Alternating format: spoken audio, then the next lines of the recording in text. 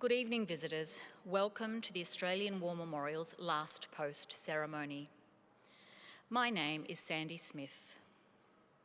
This evening, we warmly welcome the family of Lance Sergeant Ernest Harcourt Ely.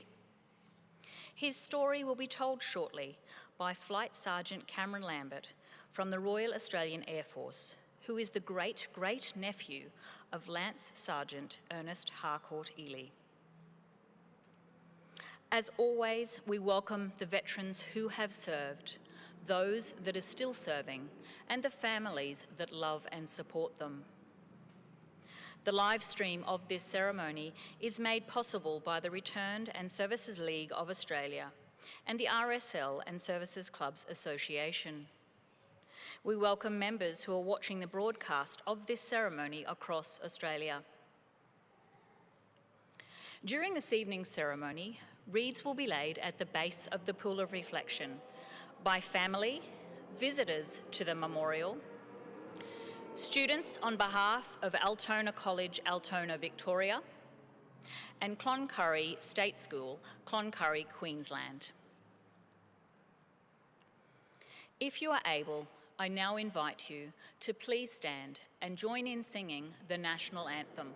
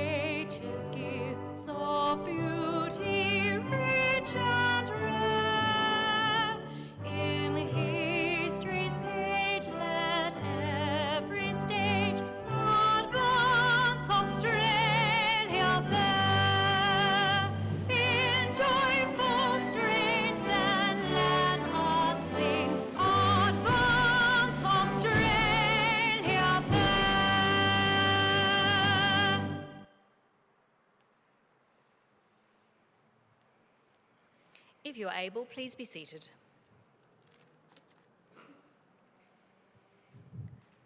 The Australian War Memorial was the vision of Charles Bean, Australia's First World War official historian.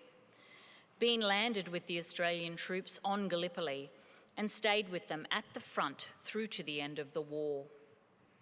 The idea of this national memorial and museum came to him at Pozières, France, in the depths of the bloody fighting of 1916.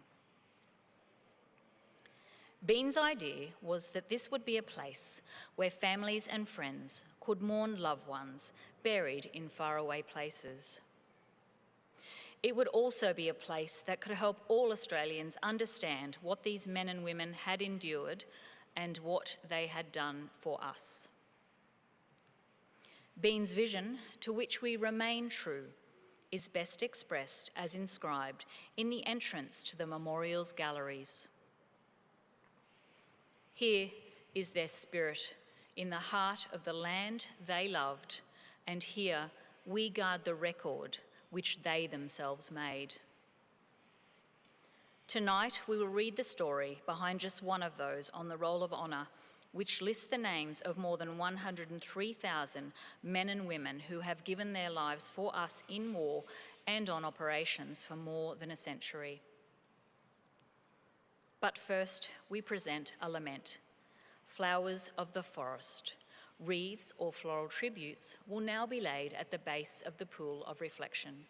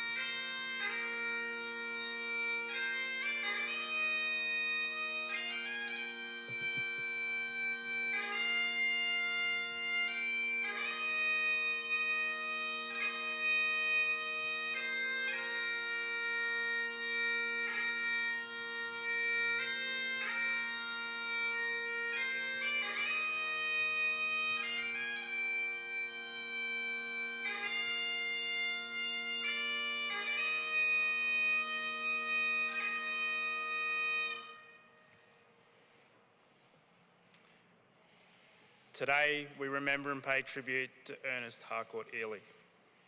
Ernest Ely was born in central Victorian town of Castlemaine in 1889.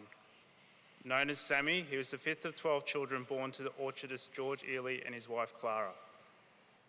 Ernest attended the State School of Harcourt, Victoria, before joining his father and older brother James, working in the family apple orchard Kia Ora.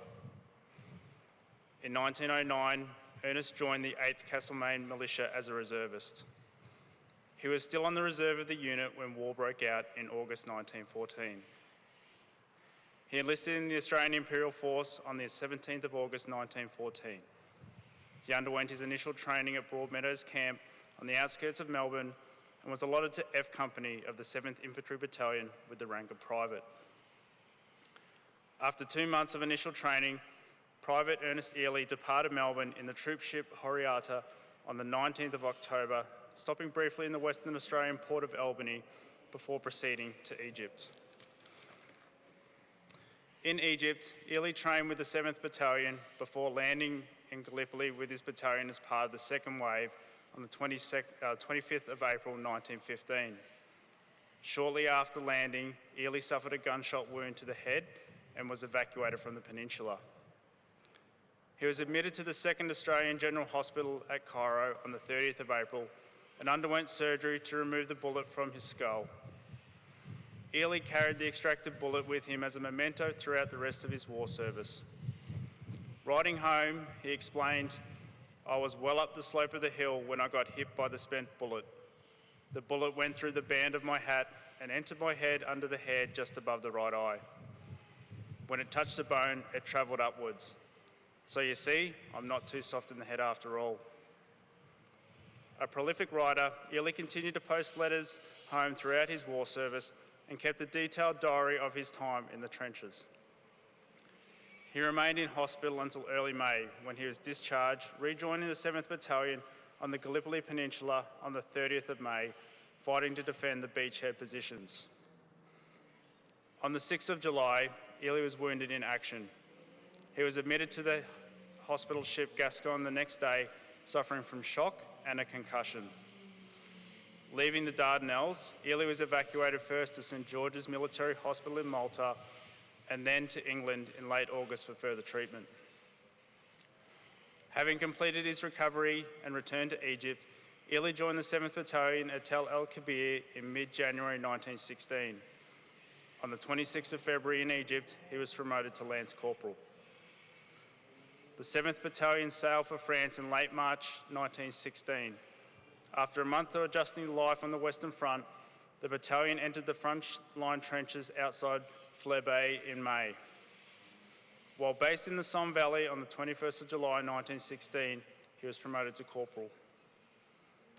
2 days later, the battalion was thrown into their first major action on the Western Front, fighting in Pozières between 23rd and 27th of July. Ely emerged from the battle unscathed and on the 10th of August was promoted to Lance Sergeant. The battalion returned to the bit of fighting at Pozières on the 15th of August, taking over the right sector from the 12th Brigade. 3 days later, the battalion took over another section of the front line and commenced a creeping attack behind an artillery barrage after nightfall. By the morning of the 19th of August, Lance Sergeant Ernest Ely was missing in action. Although there was hopes he had been captured by the Germans, no sign of him was found over the following months in German prisoner of war camps or in Allied hospitals behind the lines. In June 1917, a court of inquiry determined that Lance Sergeant Ernest Harcourt Ely had been killed in action at Pozières on the 18th of August 1916. He was 27 years old. After the war, it was assumed that Ely's grave had been lost, and plans were made for his name to be included on the planned memorials to the dead. In July 1923, however, Ely's remains were located by a grave recovery unit and identified by his dog tags. His body was reinterred at Delville Wood Cemetery in Longueuil, France, and his identity disc returned to his family back in Harcourt. An Imperial War Graves headstone was erected over his final resting place, bearing the personal inscription selected by his grieving family back home. in memory of the son of Mr. and Mrs. Ely, at Eventide it shall be light. His name is also listed on the honour roll on my right amongst almost 62,000 Australians who died while serving in the First World War. His photograph is displayed today by the Pool of Reflection. This is but one of many stories of service and sacrifice told here at the Australian War Memorial. We now remember Lance Sergeant Ernest Harcourt Ely, who gave his life for us, for our freedoms, and the hope of a better world.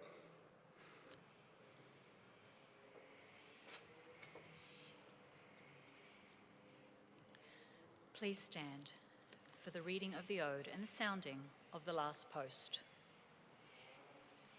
They shall grow not old, as we that are left grow old. Age shall not weary them, nor the years condemn. At the going down of the sun, and in the morning, we will remember them.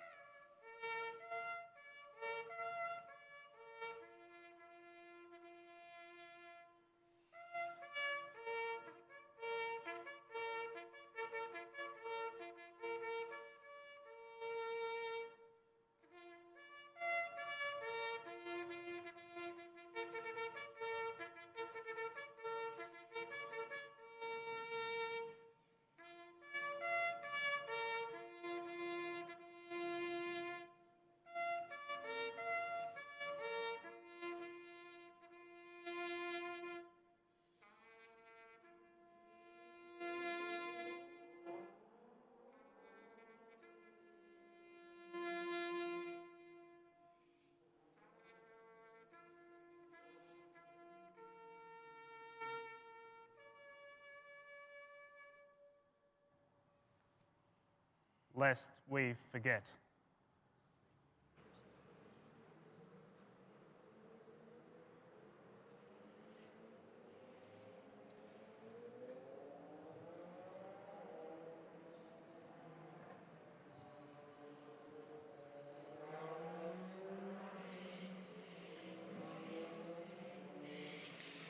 We leave you this evening with the words of the memorial's founder, Charles Bean.